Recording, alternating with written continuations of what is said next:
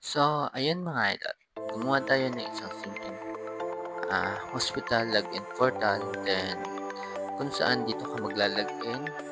Then, ito yung ating user and password na kailangan na access sa ating application.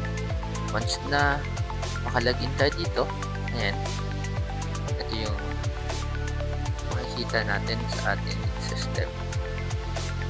So, dito gumawa tayo ng para sa ating mga admin encoder. Ayan.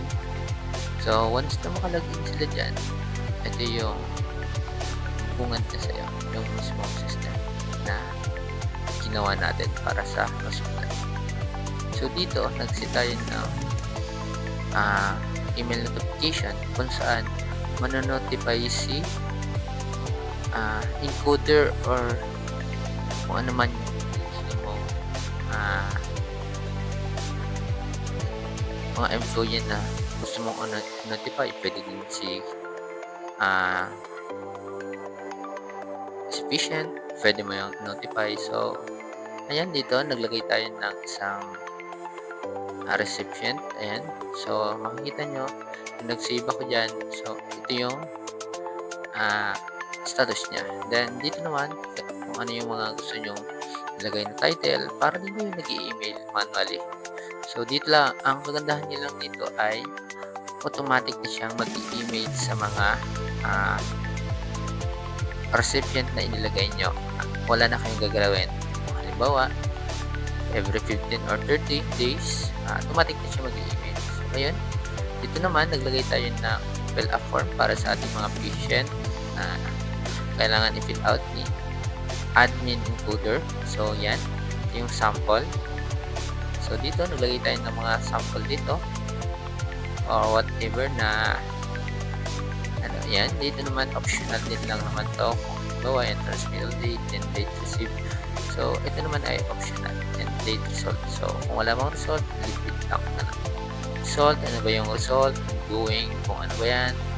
Remarks, then title, virus 2019, rotation, kung nasaan na ba siyang place, or ano nang status niya. Then, kailan siya nag-started na na-receive ng nurse station na to. So, yan, dito, mamili lang tayo in progress or sa mga option na to. In progress na lang yung ilalagay ko, then save. Dito, mapapansin nyo, once na mag-save siya, ayan, nandito na siya.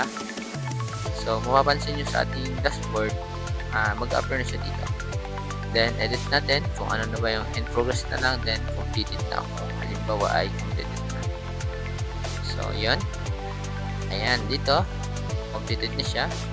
So, pwede nyo din siyang i-download as sheet. Ayan. Makapansin nyo, nag-download na siya. Ayan. Pwede nyo nang buksan to. Ito yung ating spreadsheet na pinag-i-include ng ating mga mga data.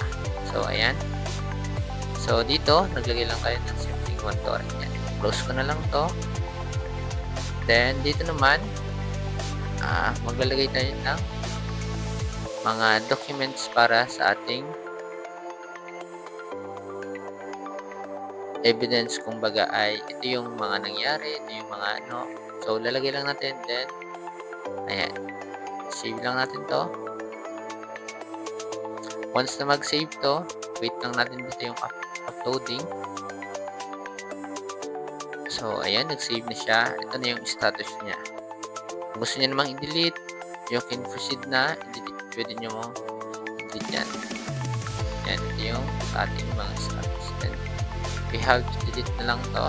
So, kung may mali or other option. So, ayan, na-delete na siya. Mawawala na siya dito sa ating list. So, ganun. Then, we have to log out na tayo para sa ating simple na monitoring. So, ayun, ganito lang mga idol. Gusto nyo ng mga ganitong video, please like and follow na lang din sa ating TikTok account. Then, gusto nyo rin naman magpagawa ng ganitong mga monitoring, you can message na lang po sa ating or drop na lang po tayo sa ating comment section. Then, mag-drop na din po ako ng Viber account ko or WhatsApp para doon nyo na lang ako direct message. So maraming salamat.